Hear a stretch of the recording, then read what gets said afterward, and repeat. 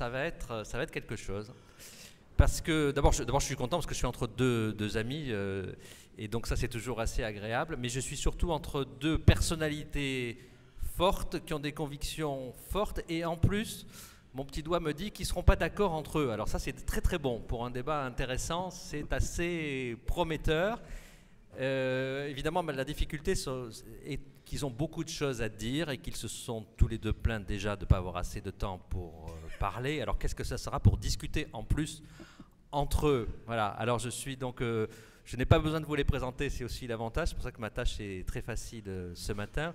Jean-Claude Guilbault, je voudrais juste dire que il nous arrive tout droit de Biélorussie. Peut-être qu'il nous expliquera ce qu'il faisait là-bas. Donc il arrive complètement d'un autre monde où je ne sais pas si c'est un monde où les technosciences sont implantées, où la transition numérique est effectuée, mais il nous le dira peut-être. Mais où les églises sont pleines.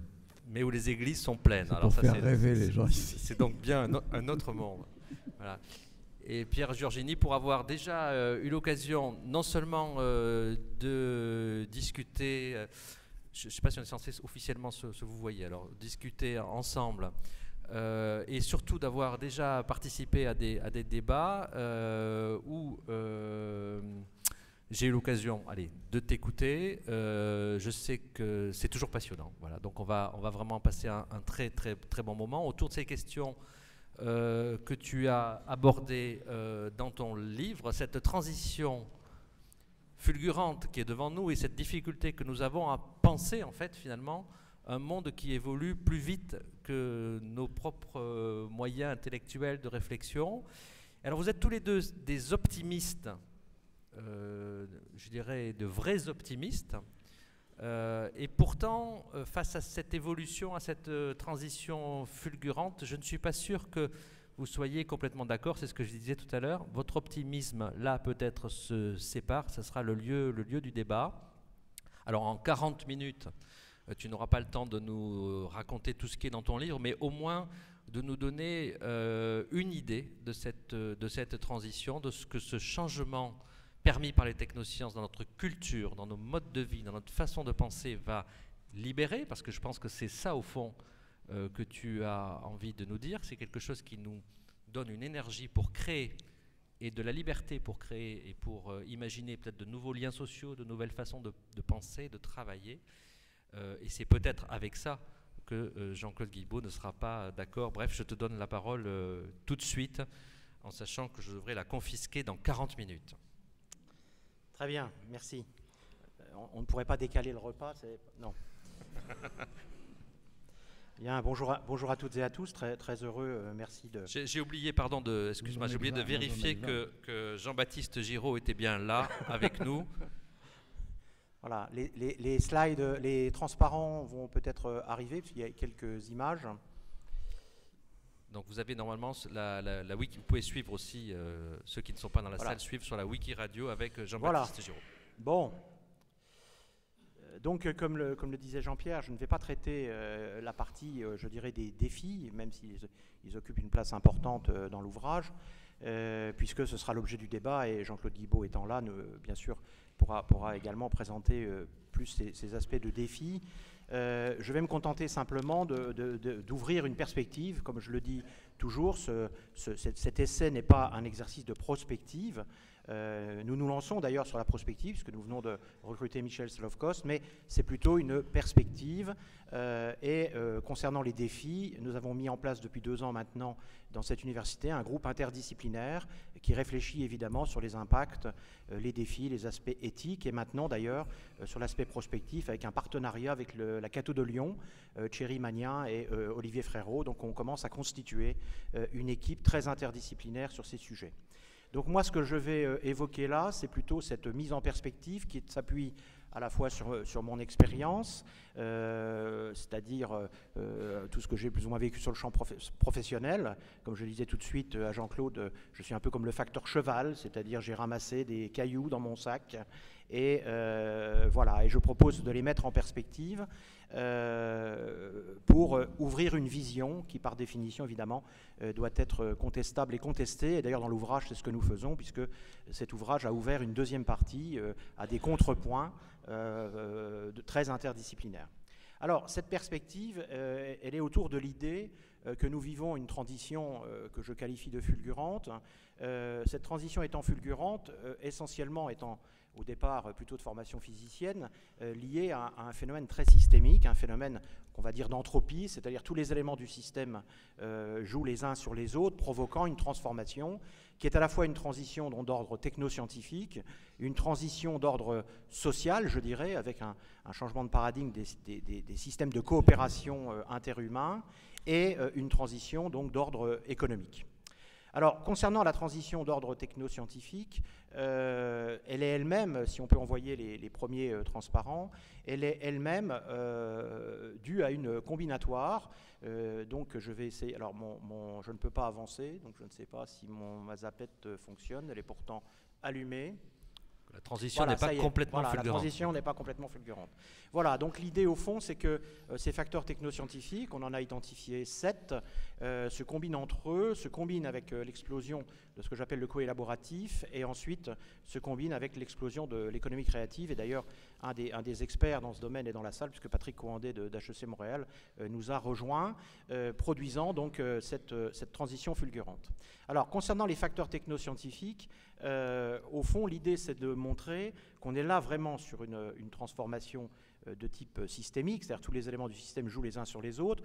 Au cœur du réacteur, on va avoir évidemment l'hyperpuissance digitale, dont on oublie un peu vite qu'elle a été non pas linéaire, mais absolument exponentielle. Je prendrai quelques exemples.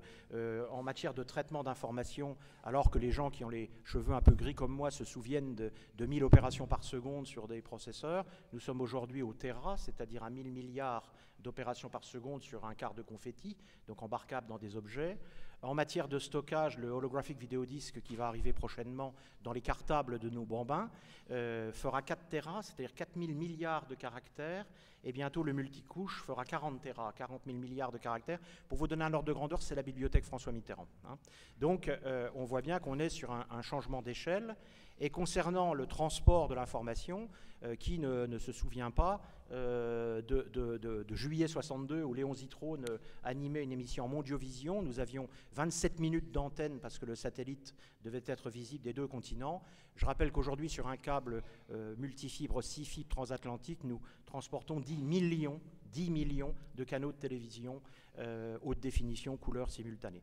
Donc déjà, une première rupture, ce cœur du réacteur qui va interagir avec tous les autres éléments, va au fond porter cette transformation d'ordre technoscientifique. Alors je n'ai plus le retour sur mon écran, donc si je pouvais avoir les slides et le retour sur mon écran, ce serait bien.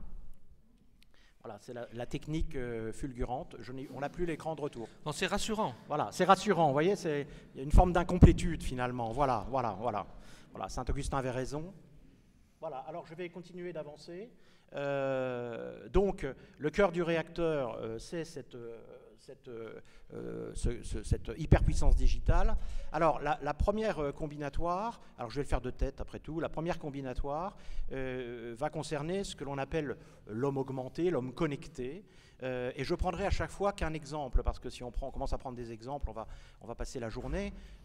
Voilà, cette idée, au fond, si je prends l'exemple des Google Glasses que vous avez là sur l'écran, c'est-à-dire ces lunettes Internet que j'ai eu la chance d'essayer, produisent quand même une transformation de taille, puisque ça veut dire qu'en temps réel, c'est-à-dire en même temps que nos étudiants vont être dans cette salle, que vous soyez perdu dans une conversation, perdu dans une recette de cuisine, perdu tout simplement dans la rue, eh bien vous pourrez mobiliser de façon superposée à votre vue, sur un écran qui est placé de l'autre côté de l'œil directeur, l'ensemble du monde Internet, c'est-à-dire l'ensemble des informations que vous avez aujourd'hui sur votre iPhone, et en temps réel, de façon simultanée.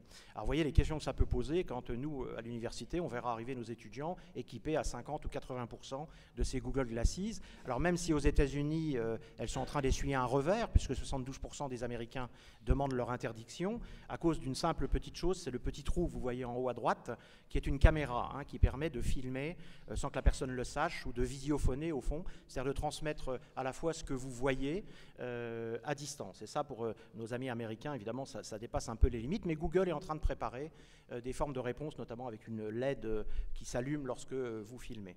Deuxième facteur technoscientifique avec lequel se combine cette hyperpuissance digitale, je dirais c'est un peu l'inverse. Alors je vais avancer. Donc, ah oui, je présentais les Google Glasses, comme je n'ai pas de retour, c'est un peu compliqué. Donc voilà, les Google Glasses que vous pouvez voir là sur l'écran. Évidemment, il y a bien d'autres exemples de cette machinisation de l'homme. Hein. Vous avez ici le fameux premier bras bionique qui est commandé directement par le cerveau, hein, donc qui permet à cette personne à la fois de commander son bras, mais de reconnaître les formes qu'elle est en train de saisir avec ce bras, qu'il s'agisse d'un cylindre ou d'une sphère, grâce à des avancées considérables qu'on a fait dans ce qu'on appelle les signaux myoélectriques, que l'on peut maintenant capter et utiliser comme signal de commande. Le deuxième élément de combinatoire, c'est l'inverse, c'est l'humanisation des machines qui avance à vitesse grand V. D'ailleurs, on a vu Google, par les investissements qu'il vient de faire hein, au travers du programme Calico, que Google vise la convergence de l'humanisation des machines et de la machinisation de l'homme. Et il suffit de regarder les investissements qu'il est en train de faire aujourd'hui sur la robotique et sur l'intelligence artificielle. Et donc, ces deux seconds éléments concernent donc les agents et machines intelligentes, avec évidemment les robots. Celui-là est un robot coréen hein, que vous pouvez louer 97 000 $ par an, qui réalise à peu près 80% des tâches, on va dire, d'un ouvrier spécialisé. Et vous avez aussi, je dirais surtout, les agents intelligents qui nous posent beaucoup de questions. Tout à l'heure, je crois que c'était Jérôme qui parlait de ces entretiens d'embauche faits par des robots. Vous avez vu qu'une agence américaine de presse, donc en économie, publie des revues de presse avec des communiqués de presse qui sont à la fois analysés, recherchés et écrits par des robots, et annonce pour 2020 le premier journal économique qui sera entièrement rédigé par des robots, y compris en introduisant des éléments de subjectivité du style faites-moi une analyse un peu pessimiste sur l'économie américaine ou un peu optimiste. Donc on voit là qu'on est sur des éléments extrêmement importants de cette transformation, et nous en tant qu'université, vous voyez bien les implications que cela peut avoir, puisque le lien étroit entre apprendre et retenir, par exemple, on voit bien, est questionné par ces technologies. Le lien aussi entre apprendre et investiguer, rechercher une information, rechercher une donnée, construire une note de synthèse.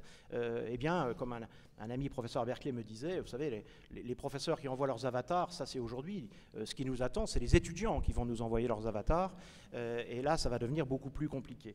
Donc, on voit bien là, au travers de cette humanisation des machines, ce qui évidemment se dessine. Le troisième secteur, c'est celui de la réalité virtuelle.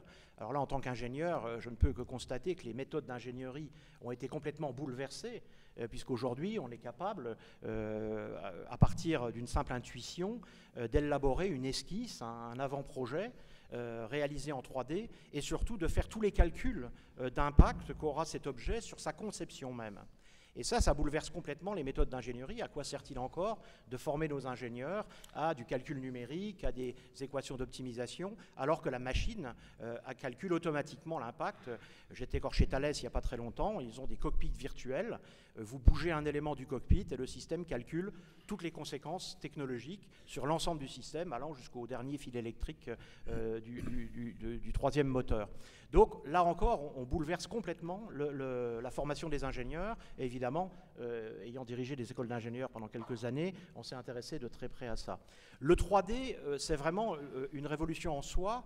Là, vous avez devant vous des lunettes 3D, c'est la génération future, je dirais, des Google Glasses, qui permettent de superposer une vue réelle à une vue virtuelle.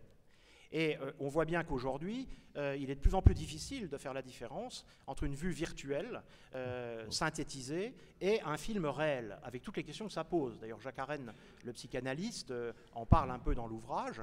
J'ai un fils qui travaille dans les décors, il me dit que décors de cinéma, il arrive tous les jours, ne pouvant pas trouver une cheminée du 16e, eh bien de laisser une bande verte dans le film, avec les acteurs qui font semblant de s'appuyer dessus, et ensuite au montage, on met une cheminée qu'on a synthétisée numériquement. Donc aujourd'hui, on va vers une différenciation quasiment impossible entre la synthèse numérique et une réalité filmée, avec évidemment toutes les conséquences que ça peut avoir. Là, vous avez les lunettes qui permettront bientôt à Cluny d'offrir des visites où vous pourrez à la fois visiter cette magnifique abbaye, mais fortement détruite, superposée avec l'abbaye telle qu'elle était avant la Révolution française. Il y a également des projets à Versailles où vous pourrez vous promener dans les salles et en disant Louis XIV, Louis XV, mobiliser la salle telle qu'elle était à cette époque, superposée évidemment à la vue réelle de cette salle.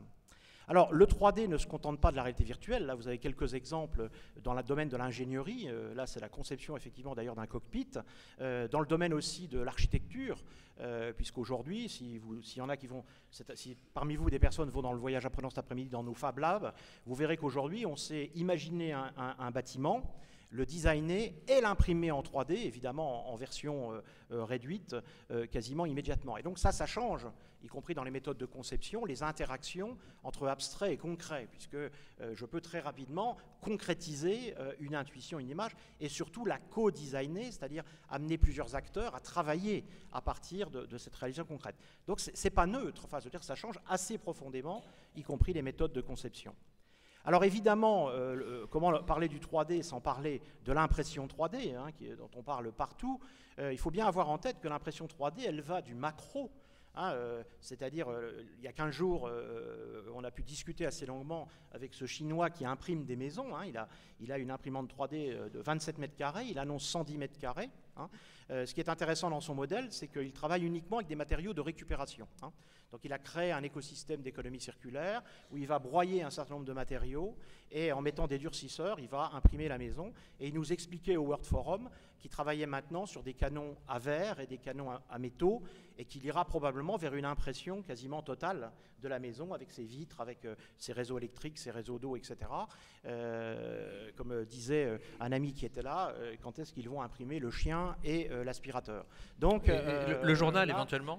Voilà, et le journal éventuellement. Bon, donc on voit là autour de ces thèmes de l'impression 3D quelque chose qui se dessine, qui va de l'impression macro, c'est-à-dire imprimer des maisons, jusqu'à l'impression domestique. Les premières imprimantes 3D domestiques à moins de $200 arrivent sur le marché. Vous avez vu que Amazon lance un service d'impression 3D. Il y a 200 objets aujourd'hui que vous pouvez transformer et imprimer en 3D. Et ce qui est encore plus préoccupant, c'est l'arrivée des imprimantes 3D à l'échelle nanométrique, qui sont des imprimantes 3D sous vide et qui permettent d'imprimer à l'échelle atomique, à l'échelle moléculaire. Donc on est sur l'ensemble du champ de cette impression 3D. Évidemment, alors là encore, j'insiste beaucoup sur la combinatoire, puisqu'on voit bien que ce qu'il y a derrière ça, c'est bien ce réacteur de l'hyperpuissance digitale qui est en train à la fois de stimuler et d'être stimulé par ces développements. Les nanotechnologies, évidemment, comment ne pas en parler, d'autant plus qu'elles sont d'ailleurs elles-mêmes à l'origine d'une convergence entre les trois grandes sciences de la première et deuxième révolution industrielle, que sont l'électronique, la biologie et la chimie, où l'ensemble de ces trois sciences travaillent maintenant à l'échelle moléculaire, et donc ces trois sciences sont en train de converger vers ce que l'on appelle les nanosciences. Alors évidemment, avec une espèce d'explosion d'univers des possibles, les microdrones qui ne peuvent être réalisés que grâce aux nanobatteries et aux structures nanotechnologiques qui sont dans les ailes. On en est maintenant à de la robotique à l'échelle nanométrique. Quelqu'un parlait tout à l'heure des nanorobots. Tout ce qui concerne les transformations génétiques, avec ces Brésiliens qui ont mis au point cette plante qui éclaire la nuit, donc reproduisant les phénomènes du ver luisant. Bon, ce qui n'est pas forcément un progrès, parce que chérie, éteins la lumière, je voudrais dormir, avec un sécateur, c'est pas forcément formidable. Vous avez ici l'impression 3D des prothèses. On parle beaucoup aujourd'hui du cœur artificiel. On ne sait réaliser un cœur qui bat comme un cœur et non pas comme une pompe à partir du moment où on imprime en 3D le corps de ce cœur. Évidemment, également avec des avancées considérables, vous entendez tous parler en ce moment des microalgues qui permettent d'imaginer qu'on pourrait capter le CO2 dans une forme d'économie circulaire presque domestique, et ces microalgues ensuite donnant naissance à des carburants. Alors, dernier élément d'ordre technoscientifique, les objets connectés. Et là encore, on voit bien qu'on est quasiment sur un changement de paradigme des systèmes de coopération. Moi qui ai travaillé à la conception des premiers systèmes interobjets, c'était un calculateur qui commandait des objets. Aujourd'hui, les objets étant capables d'embarquer de l'intelligence, de la capacité de communication, etc., au fond, ils produisent ce qu'on appelle une intelligence de réseau. Certains parlent d'une intelligence ubiquitaire, par le fait qu'ils sont connectés entre eux. Alors ça, c'est une transformation qui est importante. Il est probable, il faut savoir par exemple qu'aujourd'hui, c'est tout à fait techniquement accessible d'imaginer qu'il n'y ait plus de transport en commun et que dans les cœurs de ville, on ait des milliers de véhicules de 2, 4, 6 places, embarquant de l'intelligence, sans chauffeur, se conduisant eux-mêmes, hein, et créant une intelligence de réseau parce qu'ils sont connectés les uns aux autres et peuvent au fond construire cette intelligence par des coopérations d'ordre technique. Le meilleur exemple que l'on ait, finalement, ce sont les thèses donc, de Jeremy Rifkin. Dans cette région, on en parle suffisamment. Au fond, Jeremy Rifkin, que dit-il? Il dit que les technosciences vont probablement permettre de descendre, de décentraliser à l'échelle domestique la production, la consommation et le stockage de l'énergie, avec d'ailleurs un pari sur l'hydrogène. Et ce qu'il dit, c'est qu'au fond, les coopérations qu'il va falloir organiser, puisque à certains moments, vous produirez peut-être par le gisement solaire trop d'énergie, donc vous n'aurez pas besoin, vous aurez peut-être trop de stockage, eh bien, il va organiser des réseaux de coopération interobjets, intertechniques, au fond, pour qu'il y ait une intelligence de réseau qu'il appelle les smart grids, qui va permettre cette coopération et cette interconnexion. Donc on voit bien qu'on est sur des transformations. J'ai dressé rapidement un panorama assez latéral, mais pour qu'on prenne bien conscience de cette combinatoire. J'étais au CEATech, et pourtant je peux vous dire que je passe beaucoup de temps dans la veille sur tout ce qui se passe un peu partout sur ces technosciences. J'étais encore il y a 15 jours, une fois de plus, au CEATech, au showroom de Grenoble. Pourtant, étant bien au courant, je vous dis, j'ai l'impression d'être devant des pop-corn, c'est-à-dire, vous savez, quand on met les grains de maïs dans la poêle, ça saute de partout.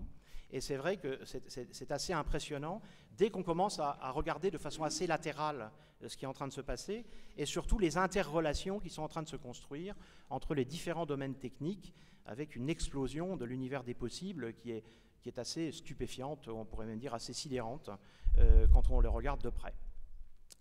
Alors, ces facteurs technoscientifiques conduisent une autre transformation qu'un certain nombre d'auteurs appellent la convergence Internet, qui vient du fait, au fond, que si on réfléchit un peu, on s'aperçoit qu'on a été fortement conditionné.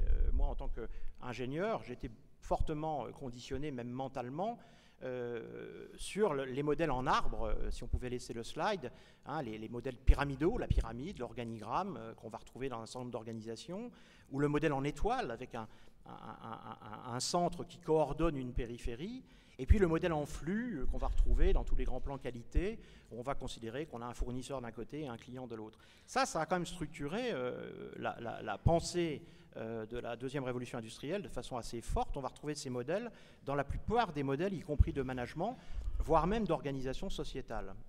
Et ce que l'on repère aujourd'hui, si on y prête un peu garde, c'est ce basculement vers ce mode que l'on appelle coopératif maillé, ce mode en réseau, dont la grande différence, c'est que chacun des nœuds du réseau, je dirais, est à égalité de dignité, sans vouloir rentrer dans un jugement de valeur, mais au fond a le même statut, c'est-à-dire est à la fois producteur et consommateur d'informations, est à la fois source et destinataire, etc.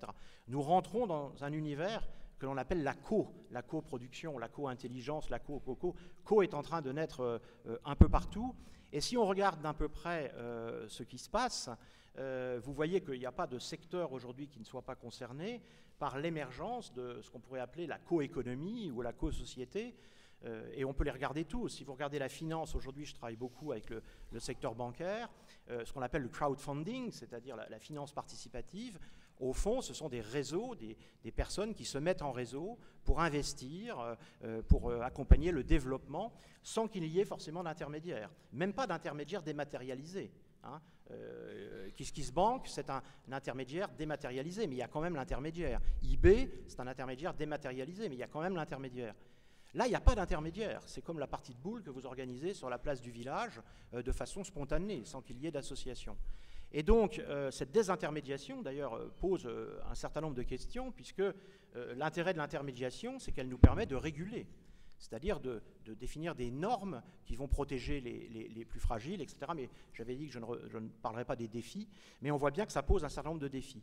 Donc si on revient sur ce slide, je ne vais pas évidemment avoir le temps de tout balayer, mais on va voir cette émergence dans la créativité. Patrick, certainement cet après-midi, vous expliquera cette voiture de Fiat qui a été co-conçue par 17 000 co-créateurs au Brésil. Donc on va trouver ça dans la co-création, on va trouver ça dans la pédagogie. Si vous allez dans les voyages apprenants cet après-midi ici dans cette université, nous avons fortement investi en recherche et en expérimentation sur ce qu'on appelle la pédagogie co-élaborative, c'est-à-dire où on place les étudiants dans ces réseaux co-élaborateurs, co-solutionneurs, co-étudiants des cas. Vous retrouvez évidemment ces concepts-là dans ce que Jacques Attali appelle l'hyperdémocratie, dans une brève histoire de l'avenir, cette espèce de démocratie d'opinion qui naît avec des effets de horde, avec des effets un peu étonnants, qui sont très bien analysés d'ailleurs par Dominique Cardon, qui était ici il n'y a encore pas très longtemps. Tout le domaine de l'économie solidaire, où on voit cette montée aujourd'hui des communautés, des travaux sur les communautés de résilience économique, qui sont des initiatives coopératives qui naissent. J'en parle un peu en bas. Voilà, donc on pourrait multiplier tous les secteurs qui montrent qu'il y a aujourd'hui une émergence forte de ces systèmes collaboratifs que je qualifierais même de co-élaboratifs, puisque même dans le domaine du management, beaucoup de managers disent « mon défi, c'est de transformer mes collaborateurs en co-élaborateurs », c'est-à-dire comment vont-ils, au fond, participer, etc. Avec d'ailleurs toutes les opportunités que ça présente et aussi tous les défis, parce que tout le monde n'a pas la portance psychique, le réseau relationnel social pour devenir co-élaborateur. Voilà, alors, le dernier élément de cette transition, donc vous voyez bien, et j'insiste sur cette combinatoire.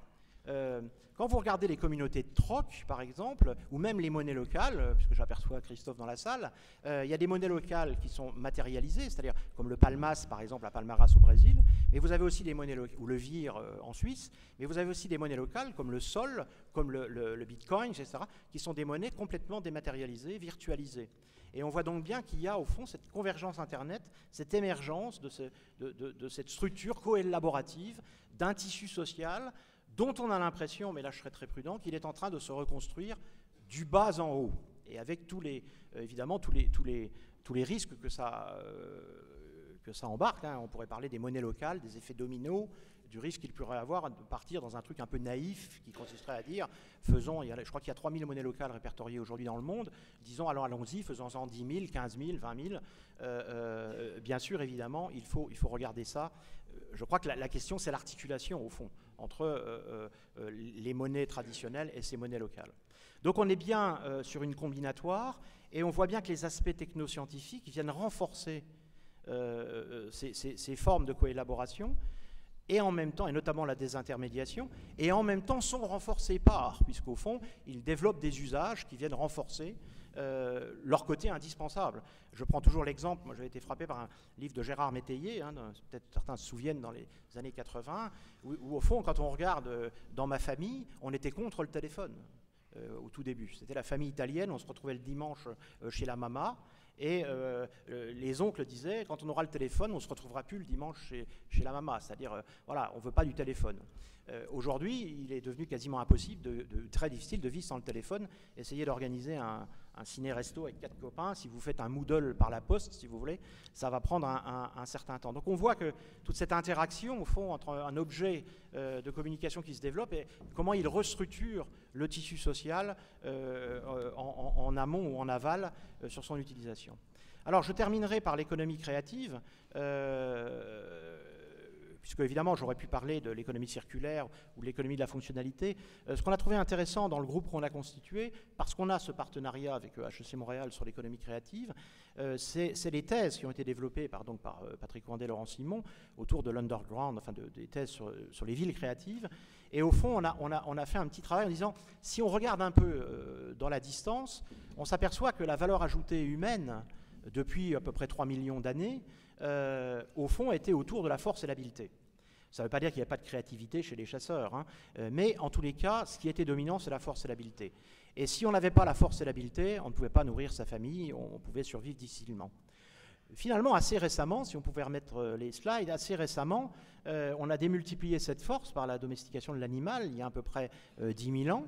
La naissance de l'agriculture, la sédentarisation des chasseurs-cueilleurs, et ensuite, il y a très peu de temps, finalement, il y a quelques siècles, 4 siècles, on a domestiqué la vapeur, puis ensuite le moteur à explosion, l'électricité, puis ensuite l'habileté avec les robots, et puis l'habileté extrême avec des robots intelligents, les cyborgs et les humanoïdes qu'on voit émerger aujourd'hui. Et au fond, si on y prête un peu garde, on se rend compte qu'il y a eu un déplacement de la valeur ajoutée humaine dans nos sociétés occidentales vers l'ingéniosité et l'intelligence. Et ce déplacement, on n'en a plus conscience aujourd'hui, mais moi je rappelle toujours que Alain Dubrulle, qui est ancien président de l'ILA, un éminent physicien, raconte toujours qu'il a commencé sa formation par un CAP d'ajusteur. Et mon frère, qui est à peine plus âgé que moi, a commencé sa formation par un CAP d'ajusteur. Il y a encore 30 ans ou 40 ans, on faisait un CAP d'ajusteur, et ensuite on continuait ses études. Et donc c'est finalement assez récent que le système éducatif, si on pouvait remettre les slides, que le système éducatif a au fond organisé ce transfert de la formation et des systèmes de sélection très fortement, alors moi étant un pur produit des classes préparatoires, purement centré sur ce qu'on affecte au cerveau gauche, même si c'est discuté par les neurosciences, parce que le cerveau est plus plastique que ça, mais en gros, ce qui relève du numérique, de l'analyse synthétique, de la logique, du langage, etc. Sauf que si on lit, par exemple, il y a une publication qui a été faite par l'un des grands spécialistes d'intelligence artificielle, M. Minsky, on voit qu'en fait, il est plus que probable que l'ensemble de ces tâches qui relèvent du traitement rationnel des données, qui relèvent de la gestion rationnelle, vont être prises en charge par les machines, par les robots, même la rédaction d'articles de journaux, puisque j'ai un éminent journaliste à ma gauche, peut-être même des romans. Vous savez qu'aujourd'hui, les scénarios des sitcoms américains ne sont pas du tout rédigés par des auteurs, ils sont rédigés par des machines, par des robots. Donc, on voit ces techniques qui vont probablement, quelque part, venir générer un choc de productivité auquel il faut s'attendre, probablement sans précédent, dans le domaine du tertiaire. On a un peu oublié les chocs sur le secondaire, sur les cols bleus, et dans cette région on est bien placé pour en parler, avec les coûts qu'on a pris dans le domaine de l'industrie. 70% des emplois salariés après la Deuxième Guerre relevaient des cols bleus, aujourd'hui ils sont à peine 20%.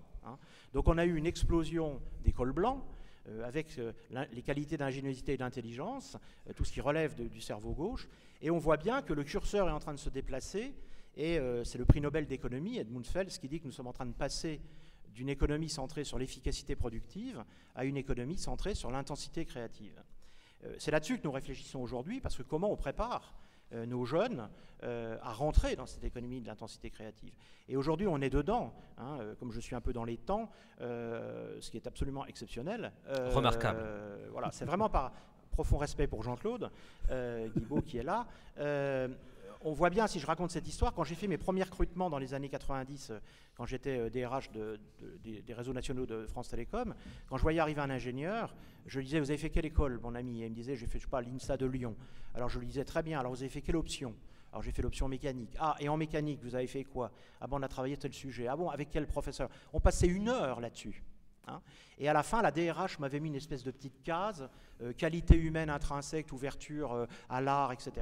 Et à la fin, je disais, zut, j'ai oublié ça, vous faites de l'art? Il me disait, oui, oui, je gratte 2-3 morceaux de musique du Gaufret sur ma guitare. J'ai dit, oui, artiste, et je cochais la case. 20 ans après, quand j'ai été nommé directeur délégué d'Orange Innovation, avec l'arrivée de Thierry Breton, où on commençait à se prendre des coups par Free, ils étaient 17 dans leur équipe d'innovation, nous on était quand même 4500 chercheurs, ils nous mettaient 6 mois dans la vue sur un certain nombre de produits, tout ça restant entre nous, eh bien on a commencé à se dire au fond comment on va recruter d'autres profils. Et mes derniers entretiens c'était plutôt, vous sortez de quelle école? Telle école, très bien, je ne veux pas en savoir plus, donc vous êtes bon à rien et apte à tout. Maintenant, parlons de choses sérieuses. Est-ce que vous vous intéressez à l'art? Est-ce que vous avez une expérience internationale? Est-ce que vous pouvez me décrire des situations où vous avez vécu l'altérité, c'est-à-dire travailler avec des tiers différents? Est-ce que, etc., etc., etc. Pourquoi? Parce que ça devenait pour nous vital. Parce que notre business model était en train de se déplacer, le curseur était en train de se déplacer des capacités d'ingéniosité et d'habileté intellectuelle vers cette capacité de rentrer en communication avec un tiers différent. Par exemple, quand moi je mettais des ingénieurs avec des designers, au bout d'une demi-heure, ils se tapaient dessus. Parce qu'ils ne pouvaient pas se comprendre, ils étaient devant des problèmes d'ailleurs à la fois cognitifs et épistémologiques, c'est-à-dire ils avaient une façon fondamentalement différente de manipuler la connaissance. Et donc ça, c'est vraiment un curseur qui se déplace. Aujourd'hui, l'OCDE vient de sortir une étude qui annonce que l'économie créative en Europe représenterait 27% du PNB, dans une définition élargie, c'est-à-dire les entreprises où la créativité est le cœur de leur business, de leur performance, et parle de 5 à 7% de progression par an. Donc, probablement, mais là aussi c'est une perspective qui peut être contestée, que nous allons vers ce déplacement de l'efficacité productive vers l'intensité créative. Je terminerai juste pour travailler aussi pas mal avec la grande distribution. Vous voyez bien qu'aujourd'hui la grande distribution s'interroge beaucoup sur son modèle économique. Elle sait qu'à 10 ans, il sera complètement bouleversé par les technologies. Que vont-elles faire des milliers, des dizaines de milliers d'hectares de grandes surfaces? Et aujourd'hui, clairement, leur réflexion, c'est de se dire, au fond, comment aujourd'hui se mettons sur l'économie créative, comment allons-nous apprendre à aller nous réinventer dans ce qui est en train d'émerger, dans ces communautés de résilience, dans ces communautés d'initiative, dans ces émergences en mode coopératif maillé. Voilà. Merci, j'ai dû être très rapide, mais en tous les cas, j'ai été dans les temps.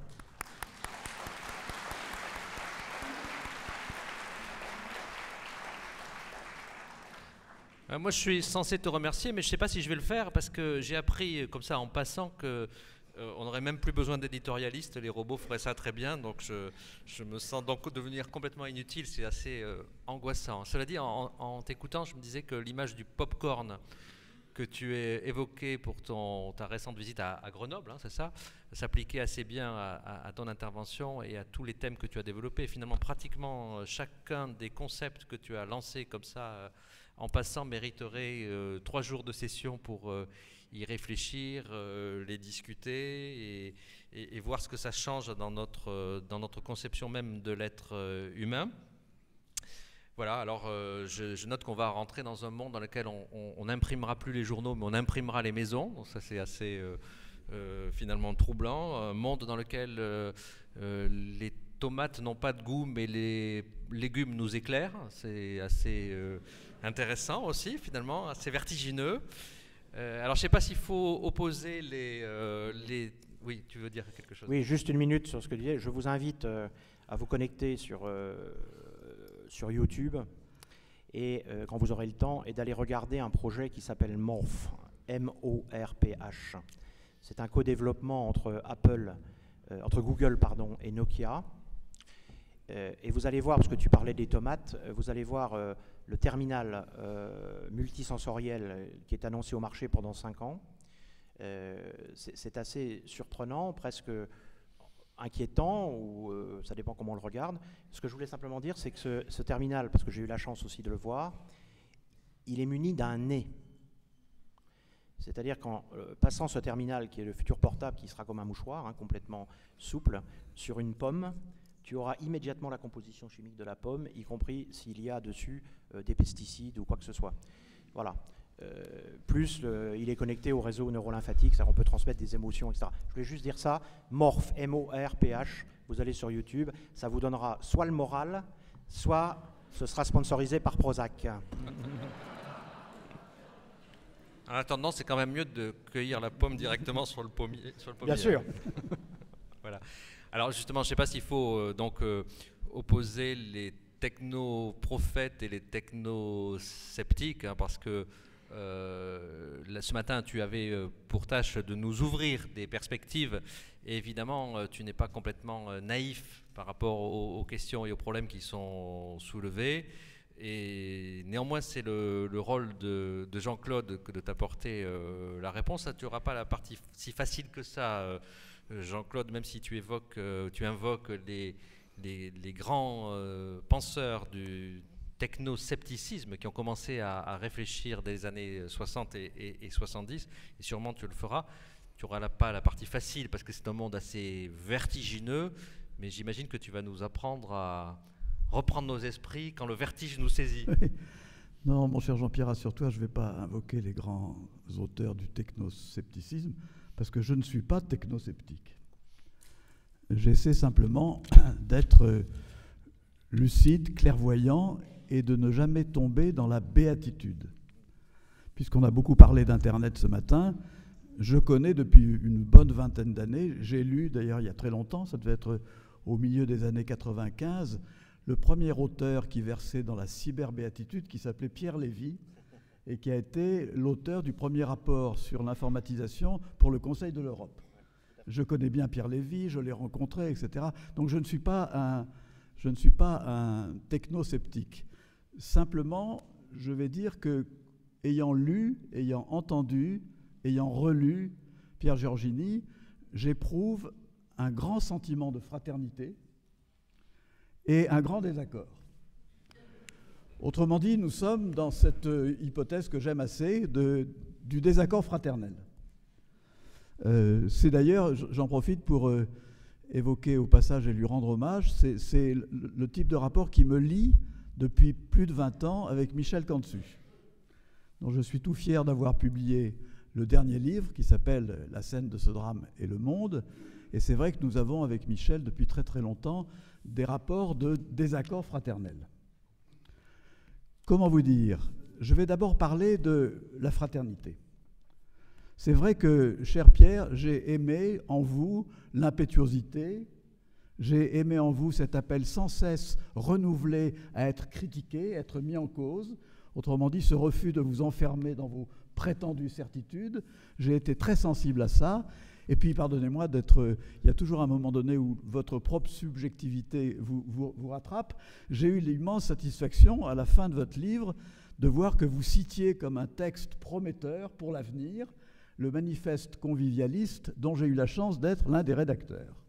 Peut-être que ne le saviez-vous pas. Et j'explique en 2 mots ce qu'est ce manifeste convivialiste qui a été publié à l'initiative du MOS, mouvement anti-utilitariste dans les sciences sociales, dirigé par Alain Caillé. Et il a été publié en juin 2013. Et d'abord, c'est assez intéressant parce que c'est un produit d'Internet. Ce manifeste a été rédigé en 2 ans grâce à la participation de 50 chercheurs d'une 20aine de pays différents, qui étaient pour certains à Tokyo, pour d'autres en Israël, pour d'autres en Espagne, pour d'autres aux États-Unis. Et nous avons travaillé ensemble avec enthousiasme. Et en plus, à la fin de ce travail, Alain Caillé m'a fait l'honneur de me demander d'être le président de l'association des Amis du MOS. Donc je suis assez intrigué et impliqué dans cette affaire.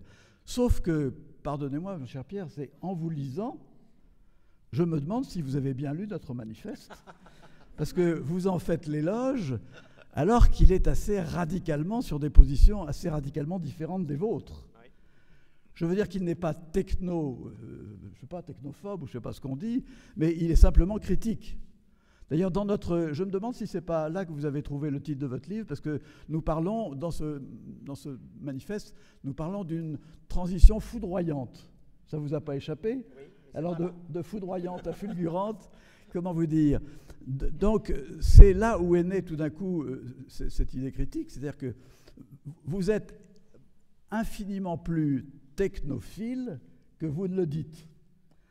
Même si vous appelez sans cesse à la mesure, même s'il y a un passage dans votre livre où vous renvoyez dos à dos les technophobes et les technophiles pour dire que vous essayez de trouver un biais entre les deux, en fait, vous êtes un peu comme vous savez, ces gens qui vous disent « je suis social-libéral », c'est-à-dire qu'il y a un cheval de libéralisme et une alouette de social.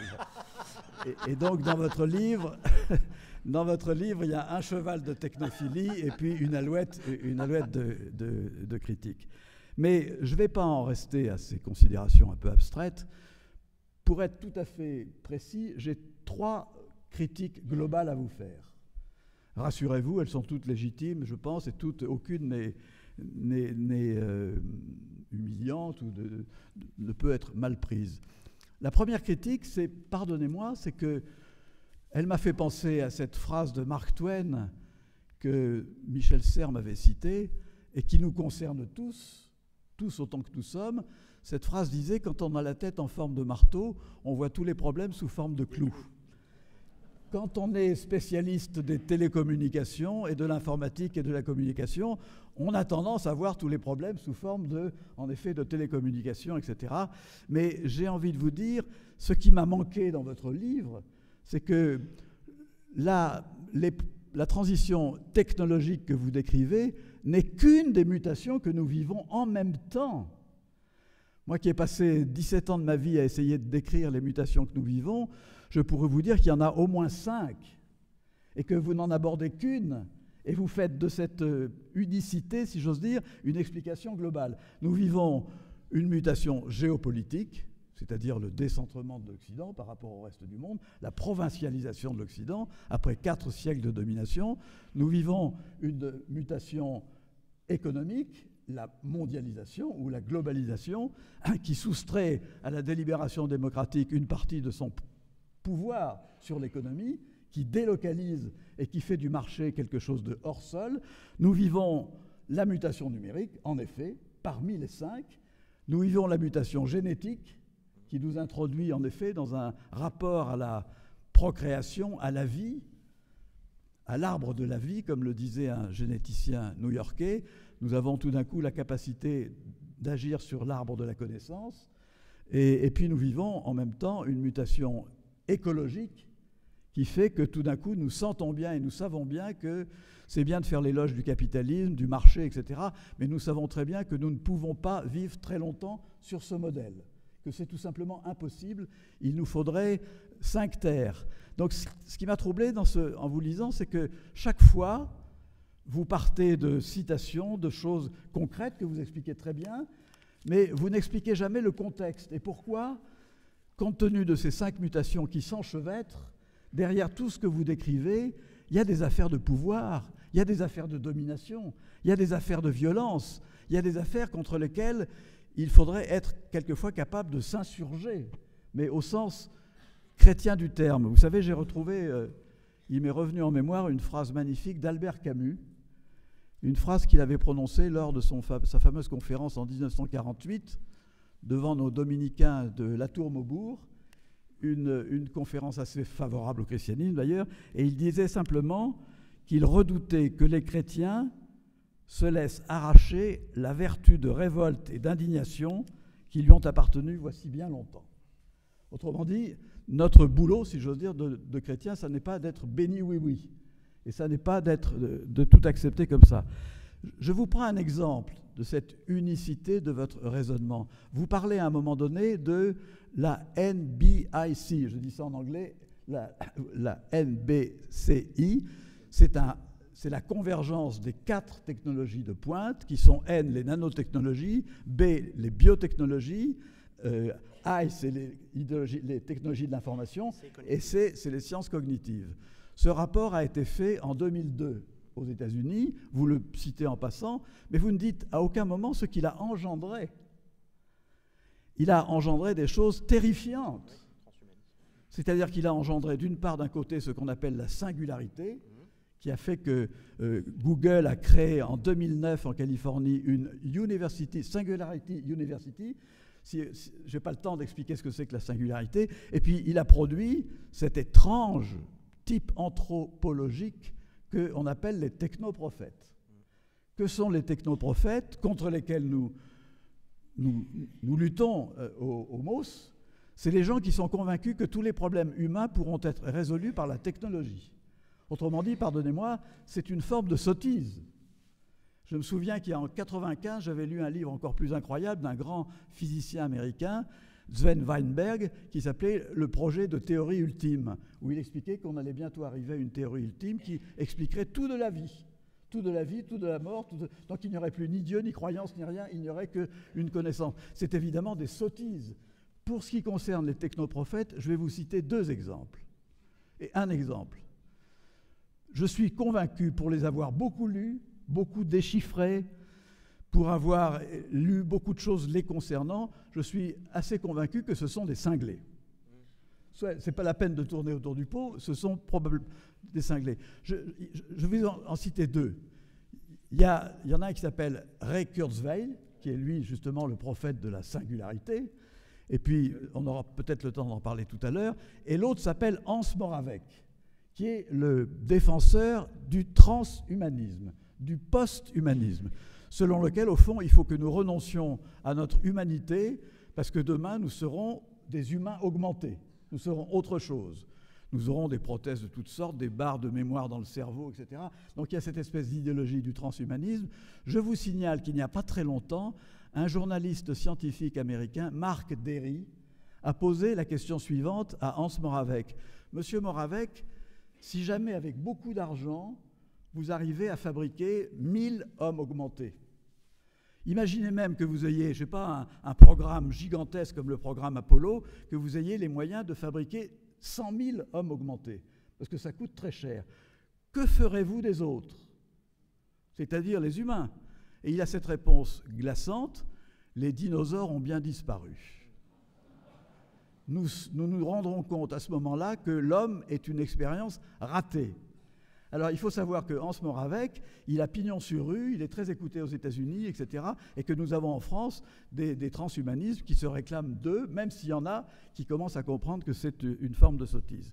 Donc, une petite remarque, ils sont en congrès ce week-end justement à Paris, coïncidence alors, ceux de France, intéressante. J'étais à Amsterdam la semaine dernière. Ceux de France, enfin le président des transhumanistes de France m'a fait passer un message en me disant qu'il n'était pas sur cette position et que lui était social. Alors je demande à voir. Mais j'ajoute une chose, cher Pierre, j'espère que ça ne vous a pas échappé, parce que Jean-Pierre Dupuis l'a remarquablement mis en lumière, c'est qu'ils ont un point commun, tous ces technoprophètes, ils professent une haine du christianisme radicale. Absolument. Pour eux, le christianisme est une limite. Le christianisme, c'est quelque chose qui va empêcher toutes les transgressions du monde. Donc, ils sont antichrétiens. Et c'est dans une revue très spécialisée de sciences cognitives que Jean-Pierre Dupuis a fait un article assassin sur leur haine viscérale du christianisme. C'était ma première critique. Les deux autres en 5 minutes. En 5 minutes. La deuxième critique, vous le dites à plusieurs reprises, ça mériterait discussion, c'est que vous semblez accepter ce qu'on appelle le phénomène de déprise, c'est-à-dire lâcher prise. Il y a quelques années, un philosophe belge, Gilbert Autois, avec qui j'ai polémiqué, disait qu'il fallait que nous acceptions de renoncer à penser face à la recherche-développement technologique, que c'était au fond à nous de nous en remettre au développement de la RDTS, c'est-à-dire, c'est la première fois de ma vie que je voyais un philosophe qui nous demandait de renoncer à penser. C'est quelque chose de, quand on réfléchit bien, c'est quelque chose d'extravagant. Ça voudrait dire simplement qu'on laisse la RDTS devenir, et là je cite mon ancien professeur Jacques Ellul à Bordeaux, qui empruntait d'ailleurs cette formule à Heidegger, ça veut dire qu'on laisse tout cela devenir un processus sans sujet, c'est-à-dire un processus qui marche tout seul. Autrement dit, cette histoire de déprise est assez, à mon avis, assez terrifiante. Et pour finir, pour bien montrer à Jean-Pierre que je ne suis pas technophobe, même pas du tout scientophobe, j'ai toujours l'habitude de dire, quand on me pose la question, de citer Jean-Marc Lévy-Leblond, qui dirigeait au Seuil la collection Sciences Ouvertes, qui est un physicien et qui est maintenant à la retraite. Et il m'a beaucoup apporté. Et Jean-Marc Lévy-Leblond me disait, Jean-Claude, il faut toujours rappeler à la science ses propres promesses. Il ne faut pas attaquer la science parce que c'est une absurdité. Bruno Patino avait raison ce matin de dire on ne va pas attaquer ce qui existe, ça n'a pas de sens. Mais rappeler la science à ses propres promesses, et Jean-Marc Lévy-Leblond se référait notamment à François Châtelet, qui est un philosophe dont nous avons publié au Seuil il y a bien longtemps une magnifique histoire de la raison. J'en terminerai avec ça. Pour que la science reste raisonnable, pour qu'elle demeure scientifique, il faut qu'elle obéisse à 3 vertus théologales, si je peux me permettre, qui sont constitutives de la raison dès son apparition. Premièrement, il faut que la science soit critique, y compris à l'égard d'elle-même. Elle est par définition une démarche conceptuelle critique. La science ne progresse que parce que des générations sont capables de critiquer les postulats de ceux qui les ont précédés. Donc c'est essentiel. Deuxièmement, il faut que la science soit modeste. C'est-à-dire qu'il ne faut pas qu'elle ait une ambition globalisante. La science est un accès au réel, mais il n'est pas le seul. Et troisièmement, il faut que la science soit libre à l'égard du prince, à l'égard de l'argent, à l'égard de toute forme de contrainte. Or, aujourd'hui, je ne veux pas être méchant, mais le scientisme a enfreint ces 3 vertus théologales. 1, il n'est pas critique à l'égard de lui-même, il est content de lui-même, avec Jabot en avant, comme ça, il est tout content, il pense pouvoir tout expliquer. Deuxièmement, il n'est pas modeste, il pense qu'il a réponse à tout, absolument à tout. Et troisièmement, il n'est pas libre parce qu'il est assez largement arraisonné par l'argent. Comme vous le savez, les grands programmes de recherche scientifique maintenant ne se font pas au nom de la connaissance, mais au nom du retour sur investissement. Et cette captation de la recherche scientifique par l'argent a été dénoncée il y a quelques années par les grandes revues scientifiques américaines elles-mêmes. Donc elle n'était pas l'œuvre de je ne sais quel gauchiste, etc. Autrement dit, voilà, je n'avais que 20 minutes contre 40, pardonnez-moi. Donc j'ai très rapidement résumé cela. Je vais vous dire, je vous ai cité Camus tout à l'heure, je vais finir en citant Camus aussi, mais d'une autre façon. Au moment de la remise de son prix Nobel à Stockholm, Albert Camus a prononcé un discours magnifique dans lequel il y a cette expression que j'ai trouvée géniale: le plus urgent n'est pas de prévoir l'avenir, c'est de le permettre. Voilà.